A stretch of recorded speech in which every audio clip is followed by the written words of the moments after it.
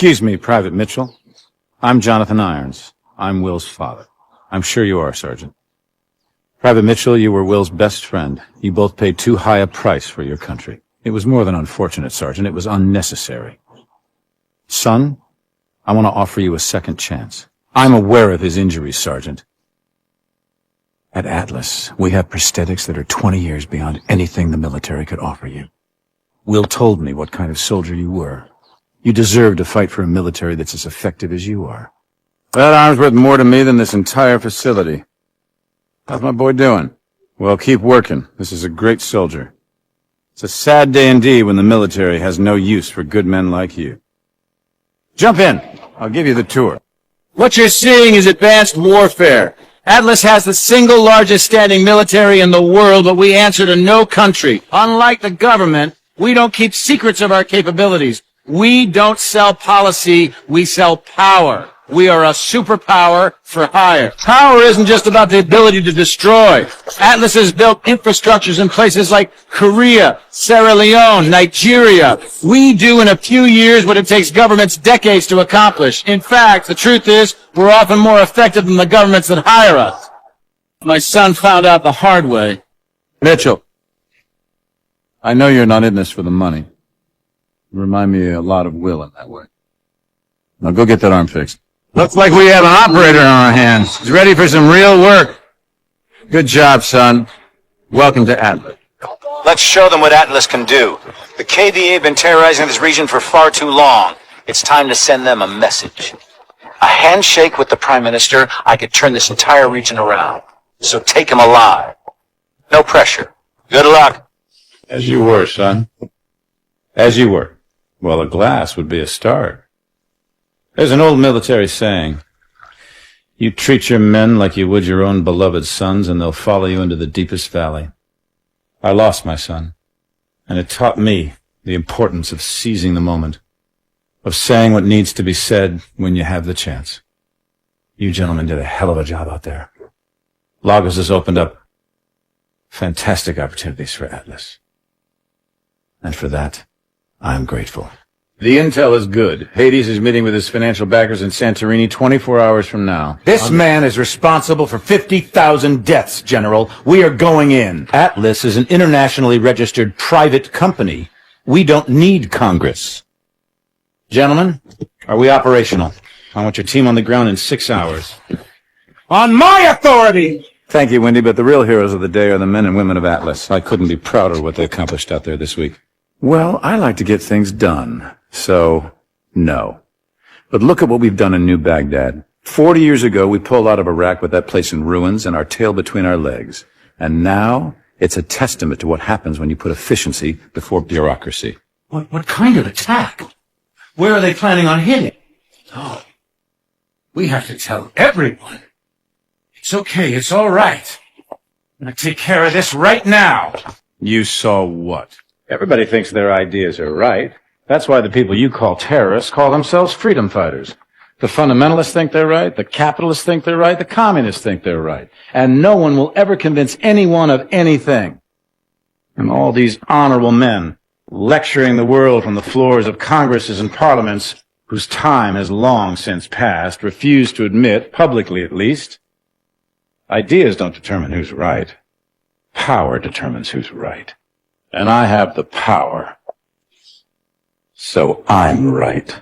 I am honored to be the first CEO of a private corporation to become a member of the United Nations Security Council. Unfortunately, my appearance today has been clouded by a flurry of speculation that my company is developing a weapon of mass destruction which would be capable of targeting specific ethnic groups. I want to address these allegations head on. Are we developing such a weapon? No, we are not. Because we've already developed it. But with all due respect, the United Nations is a relic from a different time when nations were unique in their ability to solve the world's problems. But that just isn't the case anymore. Primarily because you have outsourced the job to me. I have sent people to die in your wars. So I feel uniquely qualified to tell you, your wars don't work. Which is why my priorities have changed from profits to policy. Because politicians don't know how to solve problems. But I do. So let's be clear. I am here to solve the world's problems. And I believe the world's problems begin with you. The world is asking one question. Why did I attack the United States? The United States has had the world in a constant state of war for over 100 years. Time and again, we have seen the catastrophic results of this belligerent, militaristic policy. These wars haven't led to resolution or peace. These wars have only led to more wars. The United States has set the agenda because they wielded the biggest stick. Well, no more. This is not the beginning of a war. This is the end of all wars. Citizens of New Baghdad, hold strong. Victory is within our grasp. Look around you, and you will see our enemies fall one by one. Each and every one of you can be agents of change. Yes, we will suffer losses. We will suffer setbacks. But make no mistake, we will win.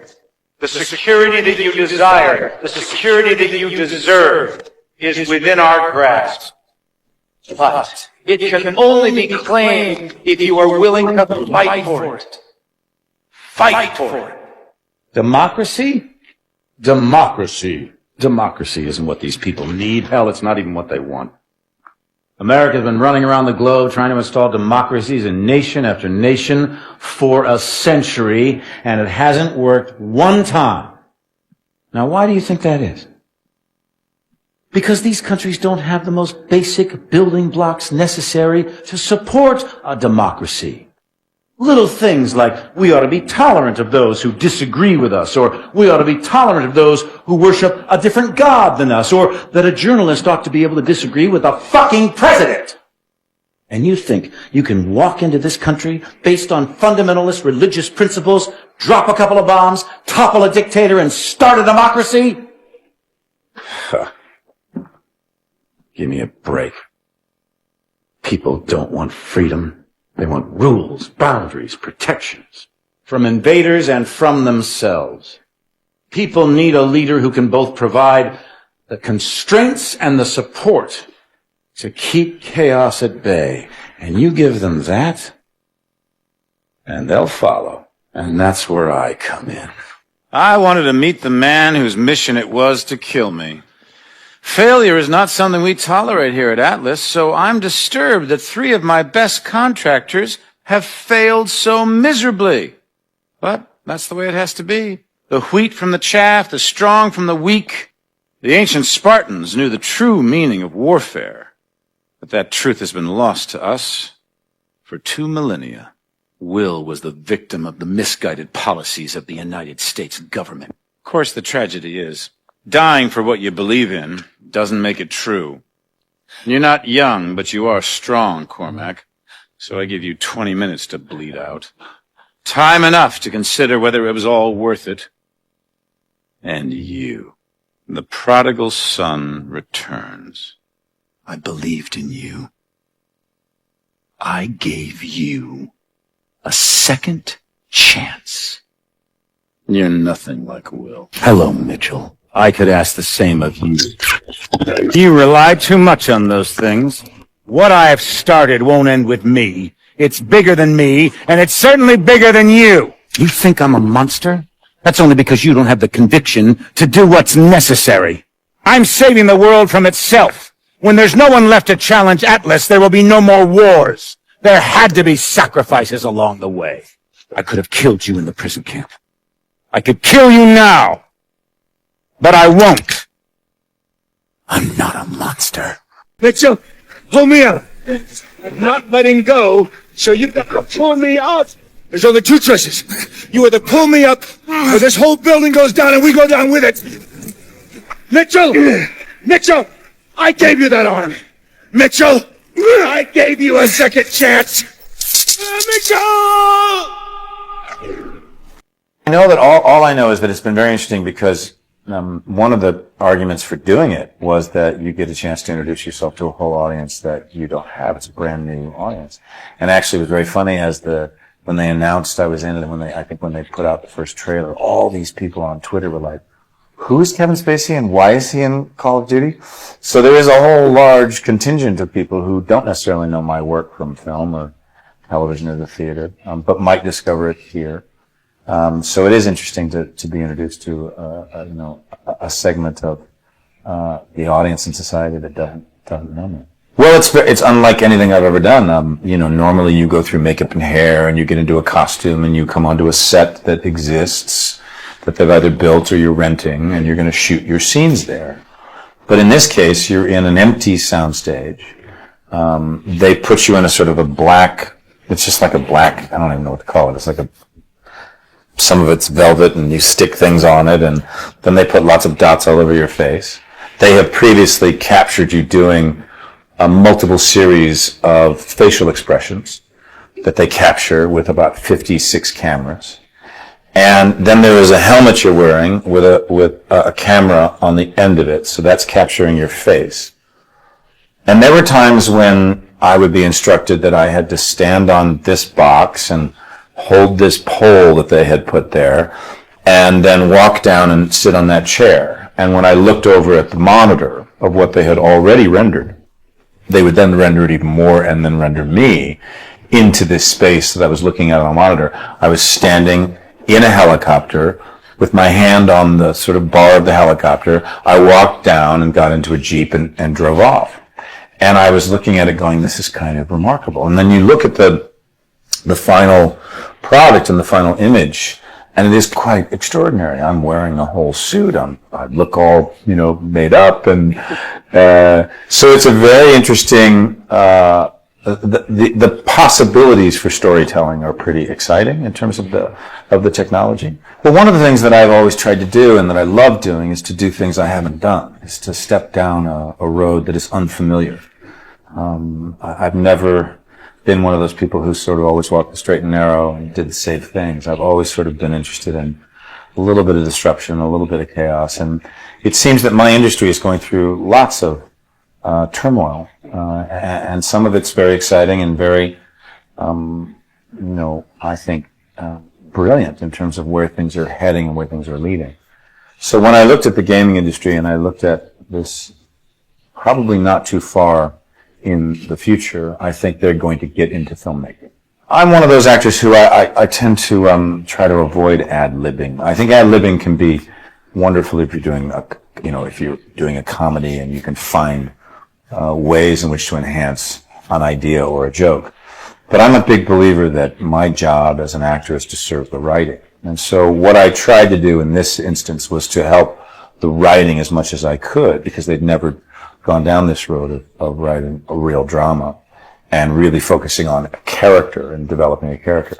That for me, the process was so much about wanting that to feel authentic, and to help them along in terms of what was for them a brand new arena in which to work in.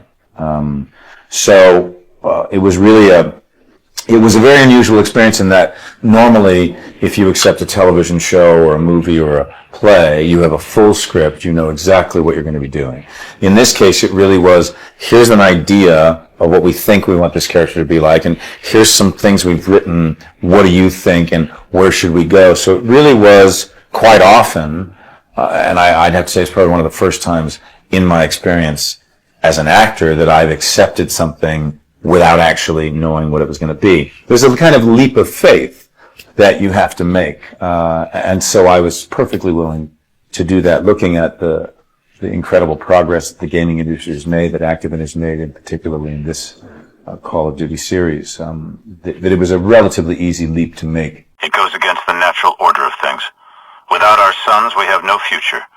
I've spent my life fighting stupidity and cowardice for a better world, where good people can prosper and thrive without fear. I know the cost. I see it every day, and I accept it. But I can't accept this. Will's tragedy can't be for nothing. I'll make sure of that. This is not where it ends. This is where it begins. I checked in on Mitchell today. Gideon's kicking his ass, but he'll get there. He's got a good head on his shoulders, and that same determination that Will had. I can see why they were close. The Marines, in their infinite wisdom, deemed him unfit for duty. Can't fight with one arm. Never tell a soldier what he can't do. If anyone deserves a second chance, it's guys like Mitchell. Give me an army of men like him, and there's nothing Atlas can't do. Lagos. If there were a better example of government ineptitude, I haven't seen it. The KVA walked in like they owned the place, like it was their right to take whatever they wanted. Helpless, the officials come to me. They came shocked that a few well-armed men can bring a nation so great, so powerful, to its knees. What sort of men are they? They ask. I tell them they are simply men who are willing to do whatever it takes to achieve their goals, without emotion, without bias. And once you understand this most basic of facts, you have everything you need.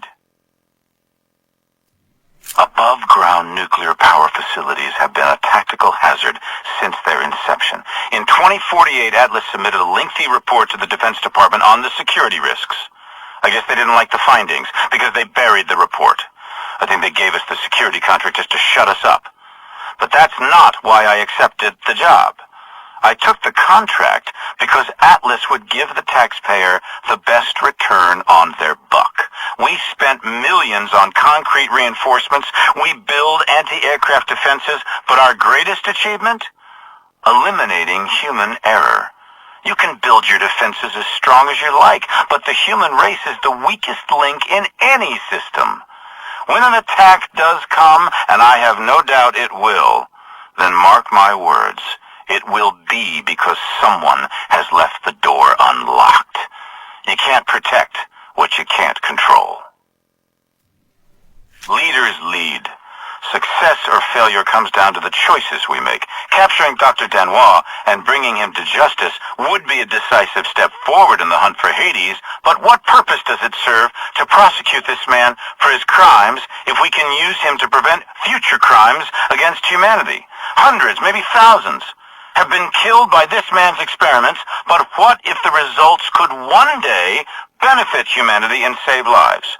Is it wrong to put that knowledge to use, regardless of how it was obtained? It's only right that we respect the dead. What better way to honor them than give meaning to their demise? Scientific data exists outside any moral framework. It's a resource that can be exploited for good or bad. The choice is ours. But to choose to do nothing with it is no choice at all. It is to accept that innocent people died for nothing. A mission of this scale is a serious endeavor in the best of circumstances. Operating in the middle of a busy tourist destination is, without doubt, extremely risky. But the risk is the key to our success. Hades has gambled on our humanity. No government can survive the public outcry if hundreds of innocent tourists are killed in a botched mission. Hades knows this. But we're not the government, and our power does not come from popular mandate. The government could have stopped us, the United Nations could have stopped us, but they didn't. Why? Because they think I've stepped into my own trap. They've seen what Atlas can do, and they know how powerful Atlas has become. They're afraid, more afraid of me than they are of Hades. And with the KVA on the run, who is left to disrupt their status quo? They look at us, and instead of seeing our success, they see a threat. Someone too powerful to control, too powerful to stop. And so they've gambled on our failure and their right to be afraid. Failure is not an option for us. As long as we deliver Hades' head on a stick, no one will want to stop us. They'll want to follow us. If you want to sell people on your vision, show them. They call this part of the world the cradle of civilization. For 10,000 years, it was the center of trade and culture. Home to kings, caliphates, despots and dictators. The first images of war I ever saw came from this place. 2 wars in 2 decades with nothing much to show for it. I saw how wars quickly became quagmires, if not prosecuted effectively.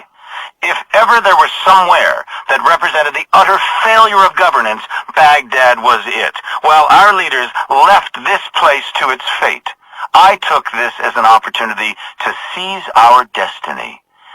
50 years of rot, and we rebuild it in 5. Now, New Baghdad is more than just a thriving city. It's a symbol of what's to come. On days like these, it's hard to remember what progress looks like. Billions of dollars, years of research. The human body is not a machine that we can simply rebuild. Tissue damage takes time to heal.